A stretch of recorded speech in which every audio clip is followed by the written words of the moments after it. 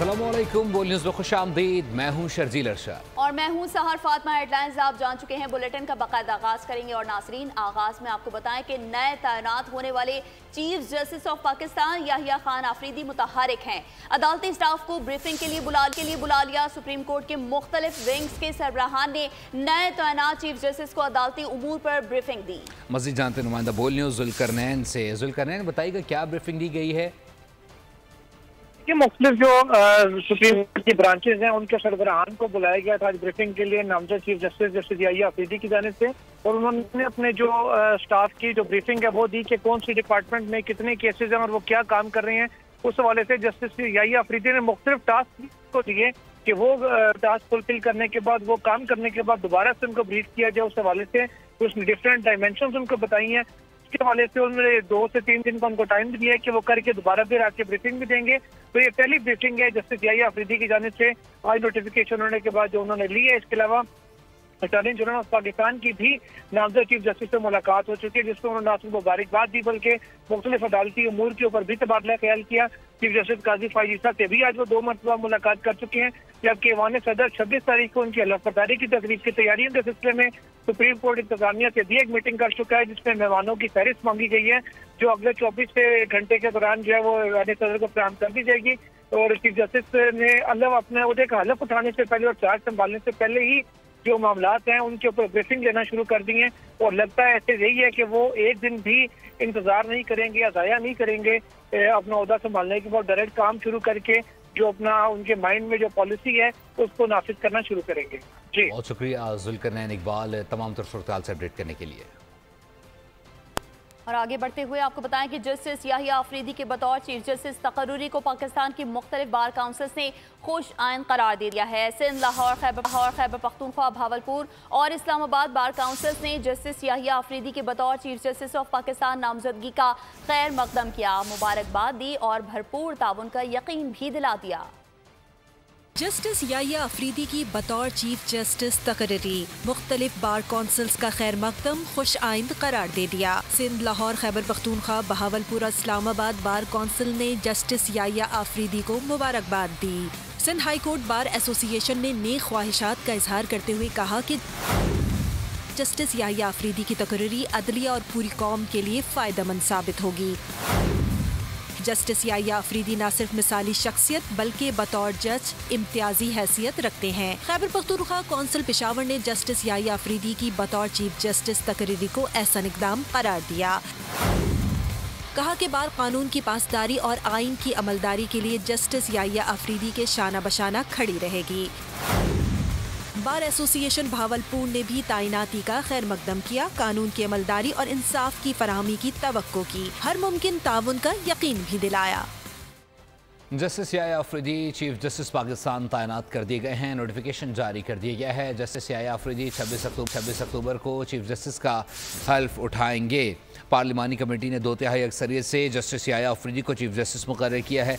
नए chief justice की मुद्दत ज़्यादा से ज़्यादा 3 साल और उम्र की हद 65 बरस होगी। 25 अक्टूबर चीफ जस्टिस काजी फायज ईसा के अहदे का आखिरी रोज़ होगा। Justice Yahya Afridi chief justice Pakistan तैनात। सदर मुमलिकत आसिफ अली जरदारी ने समरी पर दस्तखत कर दी। नोटिफिकेशन जारी कर दिया गया। नोटिफिकेशन के मुताबिक जस्टिस याहिया आफरीदी 26 अक्टूबर से 3 साल के लिए चीफ जस्टिस होंगे। 26 अक्टूबर को चीफ जस्टिस का हल्फ उठाएंगे। पार्लिमानी कमेटी ने 2/3 अक्सरियत से जस्टिस याहिया आफरीदी को चीफ जस्टिस मुकर्रर किया। JUI ने मुखालफत करते हुए जस्टिस मंसूर अली शाह की हिमायत की। जस्टिस याहिया आफरीदी की नामजदगी 8-1 से हुई। तहरीक इंसाफ ने इजलास का बायकॉट किया। नए चीफ जस्टिस की मुद्दत ज्यादा से ज्यादा 3 साल और उम्र की हद 65 बरस होगी। 25 अक्टूबर चीफ जस्टिस काजी फायज ईसा के ओहदे का आखिरी रोज है। चीफ जस्टिस ऑफ पाकिस्तान के तकर्रुर के लिए कायम खुसूसी पार्लिमानी कमेटी की अक्सरियत ने जस्टिस याहिया आफरीदी को अगला चीफ जस्टिस ऑफ पाकिस्तान मुकर्रर कर दिया। आइन और कानून की हुक्मरानी और पार्लियामेंट की बालादस्ती को मुकद्दम समझे जाने वाले जस्टिस याहिया खान उसूल पसंद और आइन पर चलने वाला जज की हैसियत से मशहूर हैं। जस्टिस याहिया 23 जनवरी 1965 को खैबर पख्तूनख्वा में पैदा हुए। जस्टिस याहिया अफरीदी ने इब्तदाई तालीम एचसन कॉलेज से हासिल की, जबकि कानून की मजीद तालीम के लिए कैम्ब्रिज यूनिवर्सिटी का रुख किया। Justice Yahya additional advocate general KP भी रहे। 2010 में एडिशनल जज पेशावर हाई कोर्ट तैनात हुए। 2012 में पेशावर हाई कोर्ट में मुस्तकिल जज बने। 2016 में पेशावर हाई कोर्ट के चीफ जस्टिस बने। जस्टिस याहिया 2018 में सुप्रीम कोर्ट में शामिल हुए। जस्टिस याहिया खान आफरीदी ने मुतादिद अहम फैसले तहरीर किए। काजी फाइज ईसा के खिलाफ सदारती रेफरेंस की मुखालफत की, ताहम काजी फाइज ईसा की दायर दरख्वास्त की मुखालफत करते हुए फैसला दिया कि सुप्रीम कोर्ट के जज का आर्टिकल 184 के शिक 3 की दरख्वास्त दायर करना नहीं बनता। PDM हुकूमत के खिलाफ डी चौक पर किए गए PTI के एहतजाज पर बानी PTI के खिलाफ तौहीन अदालत की कार्रवाई का फैसला दिया। जस्टिस याहिया ने ताहयात नाहली खत्म करने के फैसले की भी मुखालफत की। जस्टिस आफरीदी ने फौजी अदालतों में सिविलियन के ट्रायल की भी मुखालफत की। जस्टिस याहिया आफरीदी ने रेकोडेक प्रोजेक्ट से मुतालिक बेंच में सदारती रेफरेंस पर राय देने में मोहतात तरीका इख्तियार करने की तजवीज़ दी थी। फ़लस्तीन में जारहियत पर दुनिया खामोश तमाशाई है। आलमी बरादरी ने जंगबंदी के लिए मौसर किरदार अदा नहीं किया। इसराइल ने UN करारदादों और आलमी सिफारिशात को भी रद्दी की टोकरी में फेंक दिया। वज़ीर-ए-आज़म शहबाज शरीफ का पाकिस्तान में ज़ेर तालीम फ़लस्तीनी तलबा के एजाज़ में मुनक़्क़दा तकरीब से खिताब, कहा कि खुले दिल से फ़लस्तीनी तलबा को खुश आमदीद कहते हैं। अवाम मुश्किल घड़ी में फ़लस्तीनी और लबनानी भाइयों के साथ हैं। Community has yet to act. Speeches, resolutions and commitments are still to see the light of the day, whether these are Security Council resolutions or other international forums, including ICJ at Hague. Nothing has helped in bringing ceasefire in Gaza. Let me assure you that our heart pumps with your hearts. We are one family. आई वक्त इंशाअल्लाह वनाना मौजूदीन मुश्ताकीन हादा फ़र्द अलैना यानी अंतुम लैसा दयूफ अंतुम इख्वान वल्लाहुल अज़ीम पाकिस्तान बेदकुम व बेती। और अब आपको बताएं कि बुशरा बीबी का सियासत से कोई लेना देना नहीं। बुशरा बीबी को तोशाखाना केस में मुलविस किया गया, बेगुनाह जेल में रखा गया। उनके मचल के जमा हो रहे हैं और ना ही रोककार जारी हो रहा है। ऑपोजिशन लीडर उमर अयूब कहते हैं पार्लिमान की कमेटी को भी नहीं मालूम था मुसव्वदे में क्या है। मखसूस नशिस्तों से मुतालिक केस पर अमल दरामद के लिए अदालत से रुजू करेंगे। बीबी साहिबा एक घरेलू खातून है, उनका सियासत से कोई लेना देना नहीं। उनको तोशाखाना केस में बगैर किसी वजह के मुलवस किया गया था। बुशरा बीबी साहिबा के ज़मानत जो है वो कंफर्म हो गई थी, पर मसला ये है, सतम ज़रीफ़ी ये है कि ट्रायल जज साहब जो हैं वो अचानक जिन्होंने मचल के देने थे वो अपनी पोजीशन पे या अपनी कुर्सी पे नहीं बैठे थे और रुककार भी आज इशू नहीं हुआ। PTI ने 26वीं आईनी तरमीम को सुप्रीम कोर्ट में चैलेंज करने का ऐलान कर दिया। कहा हुकूमत को सीनियरिटी को मद्देनजर रखना चाहिए था। तरमीम के खिलाफ PTI एहतजाज करेगी। 26वीं आईनी तरमीम के 10 शिकों को लाहौर हाई कोर्ट में चैलेंज कर दिया गया। दरख्वास्त गुजार ने मौक़िफ़ इख्तियार किया कि जुडिशल कमीशन में जजेस के अलावा दीगर मेंबरान की शमूलियत अदालती खुद मुख्तारी पर वार और जजेस की मॉनिटरिंग इंसाफ के खिलाफ है। चेयरमैन PTI बैरिस्टर गौहर ने 26वीं आईनी तरमीम को सुप्रीम कोर्ट में चैलेंज करने का ऐलान कर दिया। मीडिया से गुफ्तगू में उन्होंने कहा कि तरमीम की मंजूरी के खिलाफ PTI एहतजाज करेगी। हुकूमत को सीनियरिटी को मद्देनजर रखना चाहिए था। रिलेटेड जो प्रोविजन है ये बिल्कुल अनकॉन्स्टिट्यूशनल है। मुझे उम्मीद है इंशाल्लाह जब कोर्ट में चैलेंज होंगे तो ये सेटिस्फाइड होंगे। उसके नतीजे में बनी वाली कमेटी भी इलीगल है। किसी चीफ जस्टिस को आउट ऑफ जो टर्न है या मतलब उसकी सीनियरिटी कसूर को बाला ताक रखते हुए अपॉइंट हुआ है। इससे अदलिया में बड़ी दरारें पड़ेगी। 26वीं आईनी तरमीम की 10 शिकें लाहौर हाई कोर्ट में भी चैलेंज कर दी गई। दरख्वास्त गुजार शाहिद राना एडवोकेट ने मौक़िफ़ अपनाया कि किसी भी जज या बेंच को खास मुकदमे की समाअत से रोकना अदलिया की आज़ादी के खिलाफ है। जुडिशल कमीशन में जजेस के अलावा दीगर मेंबरान की शमूलियत अदालती खुद मुख्तारी पर वार है। जजेस की मॉनिटरिंग इंसाफ के खिलाफ है। नए चीफ इलेक्शन कमिश्नर की तैनाती तक मौजूदा इलेक्शन कमिश्नर की तौसी गैर आईनी है। अदलिया के जजेस को 65 साल से क़याम अदल में रुकावट है। इस्तदा की गई कि अदालती फैसला आने तक इन शिकों पर अमल दरामद रोकते हुए हुक्म इम्तनाई जारी करे। Welcome back. ब्रेक के बाद आपको बताएं कि सूबाई वजीर शर्जील इनाम मेमन ने निजी गाड़ियों पर सरकारी नंबर प्लेट्स इस्तेमाल करने वालों के खिलाफ क्रैकडाउन के अहकाम जारी कर दिए। शर्जील इनाम मेमन ने कहा सरकारी नंबर प्लेट्स वाली गाड़ियों को भी चेक किया जाए। शर्जील मेमन की ज़ेर सदारत महकमा एक्साइज एंड टैक्सेशन का इजलास हुआ, जिसमें टैक्स अहदाफ बढ़ाने, टैक्स वसूलियाँ तेज़ करने के अहकाम जारी किए गए। इस मौके पर गाड़ियों की रजिस्ट्रेशन ट्रांसफ़र की सहूलत घर बैठे देने का फैसला किया गया, जिसके तहत 1 जनवरी से रजिस्ट्रेशन और ट्रांसफ़र भी ऑनलाइन हो जाएंगे। और नाज़रीन, अब आपको बताएं कि एशियाई तरक्याती बैंक ने पाकिस्तान में आबादी में तेज़ी से इजाफे पर तशवीश का इजहार करते हुए खबरदार किया है कि मुल्क की आबादी 2050 तक 40 करोड़ से तजावुज़ कर सकती है।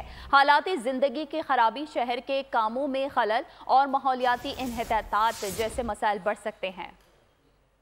तरक्याती बैंक भी पाकिस्तान में बढ़ती हुई आबादी से परेशान। महंगाई, मसाइल, कम वसाइल के बावजूद आबादी में इजाफा तशवीशनाक करार दे दिया। रिपोर्ट में बताया गया कि पाकिस्तान की आबादी 2050 तक 40 करोड़ से तजावुज कर सकती है, जिससे मयार जिंदगी तबाह और माहौलियात मुतासिर हो सकते हैं। Pakistan national urban assessment report में मुतनब्बा किया गया कि पाकिस्तान के शहरों को, जो पहले ही बुनियादी ढांचे के नुमाया खसारे से 2-4 हैं, बढ़ते हुए दबाव का सामना करेंगे, क्योंकि 2030 तक शहरी आबादी 9 करोड़ 90 लाख तक इजाफे का खदशा है। माहिर मईशत चौधरी अकमल कहते हैं कि तेजी से बढ़ती आबादी पाकिस्तान के लिए खतरा है। पाकिस्तान की जो माशी तरक्की है उसका दारोमदार जो है वो डेफिनेटली जो है वो आबादी के ऊपर ही है। You can not be a good producer if your population is high. तो इस किस्म की तो कोई जो है वो परफेक्ट एग्जांपल नहीं है। अगर किसी भी कंट्री ने या नेशन ने तरक्की करनी होती तो वो आबादी बढ़ा के नहीं, बल्कि अपनी एफिशिएंसी और प्रोडक्टिविटी को बढ़ा के जो है वो आगे बढ़ सकती है। रिपोर्ट में माशी तरक्की के एडजस्टमेंट प्रोग्राम को लागू करने की अहमियत पर जोर दिया गया, ताकि मैक्रो इकोनॉमिक इस्तेहकाम को बहाल किया जा सके और पायदार इक्तिसादी तरक्की को फरोग दिया जा सके। Water board anti theft cell का रेंजर्स अफसरान के हमरा कुरंगी चक्रा गोट में छापा। शहर का दूसरा सबसे बड़ा गैर कानूनी वाटर हाइड्रेंट पकड़ा गया है। 5000 गज के प्लॉट पर वाटर हाइड्रेंट बनाया गया था। वाटर बोर्ड की जानिब से हैवी मशीनरी बुला ली गई। गैर कानूनी हाइड्रेंट को मिसमार किया जा रहा है। वाटर माफिया ने मुतादिद गैर कानूनी टैंक भी बना रखे थे। गैर कानूनी हाइड्रेंट की वजह से इनके बाद 15 लाख गैलन से ज़ायद पानी की बचत होगी। और अभी आपको बताएं कि कराची में नामालूम मुलजिम ने दिन दिहाड़े घर में घुसकर मां और 2 बच्चों को तेज धार आले से जख्मी कर दिया। 6 साला सुबहान जख्मों की ताब ना लाते हुए दौरान इलाज दम तोड़ गया। पुलिस के मुताबिक जख्मी मां के करीब ही चीख और बच्ची मौजूद थी, जो महफूज रही। दिन दिहाड़े लर्जा खेज वारदात। मुलजिम ने घर में घुसकर मां और 2 गुमसुम बच्चों के गले काट डाले। वाकया कराची के इलाके औरंगी में पेश आया। वारदात के वक्त घर में मां और शेखवार बच्ची समेत 3 बच्चे मौजूद थे। बड़ी बेटी स्कूल से घर पहुंची तो बहन भाई को जख्मी देखकर रोती हुई पड़ोसियों को बुला लाई। ऐने शाहिदीन के मुताबिक मां और बच्चों पर तेज धार आले के मुख्तलिफ निशानात थे। मैं जैसे ही यहाँ पहुँचा हूँ चाय वकुआ पर, मुझे पता लगा कि हमारे जो ससुराल के पड़ोसी हैं उनके घर पे हमला हो और उनकी जो है वो बच्चियाँ हैं उनका गला काट दिया गया और उसकी जो वालदा हैं उसको भी मारा पीटा गया। डीएसपी औरंगी का कहना है कि मोटरसाइकिल सवार शख्स ने वारदात की। मोटरसाइकिल पर कबूतर का पिंजरा था। एक बंदा है जो घर के बाहर गेट पे मोटरसाइकिल पे आया है और उसके जो है पिंजरा लगा हुआ है इसमें बाइक पे। इसमें अंदर जैसे इन हुए हैं तो फिर उसमें एक बच्ची को उसने जो है छुरी से वार किया है। औरत को लेके गए हैं ऊपर और उसको भी छुरी से उन्होंने वार किया है। जख्मी भी जो है अभी अस्पताल में है। हमें क्लू जो मिलेगा हम आपको बताएंगे। मीडिया से गुफ्तगू में जख्मी खातून के देवर का कहना था कि नौकरी पर था कि कॉल आई, किसी से कोई दुश्मनी नहीं। मेरे को तो कंपनी पे कॉल आई थी इलाके से, हमारे घर में ऐसी वारदात हो गई मैं भाग के आया फ़ौरन, और ये तो मैंने कुछ देखा नहीं है, कुछ देखा नहीं था हम लोगों ने। और ये जिसके साथ हादसा है मेरी बड़े शाहरुख भाई है, उनकी वाइफ है। पुलिस के मुताबिक जख्मी माँ और बच्चों को फौरी इलाज के लिए जिन्ना अस्पताल मुंतकिल किया गया, जहां 6 साला सुबहान दौरान इलाज दम तोड़ गया, जबकि माँ ताहाल बयान देने की हालत में नहीं। कराची में साइड सुपर हाईवे एहसनाबाद के करीब डकैती मज़ामत पर फायरिंग से जाँ बहक फरहान खान माली मुश्किलात का शिकार था। वर्षा के मुताबिक बीवी के जेवरात बेचने गया था। वापसी पर डाकू ने रकम छीनने के दौरान मज़ामत पर गोलियां मार दी। तफसीलात खुरम गुलजार की इस रिपोर्ट में। मंगल की शाम एहसनाबाद की वीरान सड़क पर डाकुओं का निशाना बनने वाले फरहान के घर में सिफे मातम बिछी हुई है। मकतूल फरहान खान मेडिसिन कंपनी में मुलाजमत करता था। एक कम उम्र बेटी का बाप था। बेटी की बीमारी के दौरान हाथ तंग हुआ और माली मुश्किलात ने आ घेरा। वर्षा के मुताबिक फरहान बीमार बेटी के इलाज के लिए बीवी के जेवरात बेचने के बाद रकम लेकर वापस आ रहा था। डाकुओं ने रकम छीनने के दौरान मुसाहमत पर कत्ल कर दिया। कोई मसला होना चाहिए, ये वरना अगर ये लोग नहीं कर रहे तो फिर हम लोगों को भी फिर क्या मौका दो। मेरे बाबा इतने अच्छे थे, मेरी सारी ख्वाहिशें पूरी करते थे, लेकिन बाबा गए थे बिजली का बिल भरने के लिए। तो मुझे इंसाफ चाहिए, इनको फांसी में चढ़ाओ, इनको गोलियां मारो, इनको जैसे मेरे बेटे को मारी है गोली है। पूरा घर मेरा बर्बाद कर दिया, वीरान कर दिया मेरे घर को। पुलिस के मुताबिक मकतूल के वर्षा से राब्ते में हैं। मुकदमा दर्ज करके कातिलों को जल्द गिरफ्तार किया जाएगा। खुर्रम गुलजार, बोल न्यूज़, कराची। आगे बढ़ते हुए आपको बताएं कि दौलतमंद अमरीकियों ने सदारती इलेक्शन की मुहिम के लिए खजानों के मुंह खोल दिए। दुनिया के अमीर तरीन शख्स एलोन मस्क डोनाल्ड ट्रंप के हामी हैं, लेकिन कैमला हैरिस ट्रंप से 3 गुना जायद फंडिंग हासिल कर चुके हैं। किसने किसको कितने पैसे दिए, जानते हैं कामरान जिलानी की इस रिपोर्ट में। अहम तरीन और महंगा तरीन इलेक्शन अमरीका में सदारती इंतखाब की मुहिम के दौरान दौलतमंद अफराद अपने डॉलर से पसंदीदा उम्मीदवारों की भरपूर मदद कर रहे हैं। दुनिया के अमीर तरीन शख्स एलोन मस्क ने अपने पसंदीदा उम्मीदवार डोनाल्ड ट्रंप को $75 मिलियन दिए, जो पाकिस्तानी करेंसी में 20 अरब से ज्यादा बनते हैं। वाज़ेह रहे कि एलोन मस्क अमरीकी हुकूमत से सालाना $2 अरब का बिजनेस हासिल करते हैं। उनके खिलाफ 7 केसेस की तहकीकात भी की जा रही हैं। दूसरी जानिब माइक्रोसॉफ्ट के बानी बिल गेट्स डेमोक्रेट्स को सपोर्ट कर रहे हैं। उन्होंने कमला हैरिस को $50 मिलियन दिए। ये रकम पाकिस्तानी रुपए में 13 अरब से ज्यादा बनती है। फंडिंग जमा करने के मामले में कमला हैरिस डोनाल्ड ट्रंप से आगे हैं। वो अब तक तकरीबन $1 अरब के लगभग फंडिंग जमा कर चुकी हैं। रिपोर्ट्स के मुताबिक कमला हैरिस को 90 और डोनाल्ड ट्रंप को 61 बड़े डोनर्स ने फंड्स दिए। कमला हैरिस को फंडिंग करने वाले अमीर तरीन अफराद और कंपनियों में एप्पल के सरबराह स्टीव जॉब्स की बेवा Lawrence Paul jobs, American express और स्टारबक्स कंपनी शामिल हैं। कामरान जिलानी, बोल न्यूज़, ह्यूस्टन, अमेरिका। और इजरायली फ़ौज ने दावा किया है कि उसने हसन नसरुल्लाह के मुमकिना जानशीन और हिज़्बुल्लाह के कायम मकाम सरबराह हाशिम सफ़ीउद्दीन को भी शहीद कर दिया है। इजराइल की बमबारी जारी है और जबालिया कैंप का मुहासरा 19वें रोज़ जारी रहा। 2 हफ्तों में 640 फ़लस्तीनी शहीद हो चुके हैं, जबकि खुराक की भी शदीद किल्लत है। अमरीकी सेक्रेटरी ख़ारजा टोनी ब्लिंकन ने कहा है कि इजराइल अब जंग ख़त्म करे, गज़ा में इंसानी इमदाद को बढ़ाया जाए। हमास ने एक हमले में 4 इजरायली फ़ौजी जहन्नुम वासिल किए और इजरायली टैंकों समेत 4 फौजी गाड़ियां तबाह कर दी।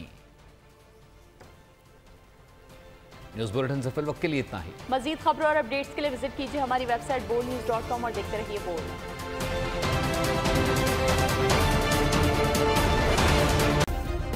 सब्सक्राइब करें और बेल दबाएं ताकि कोई खबर रह न जाए।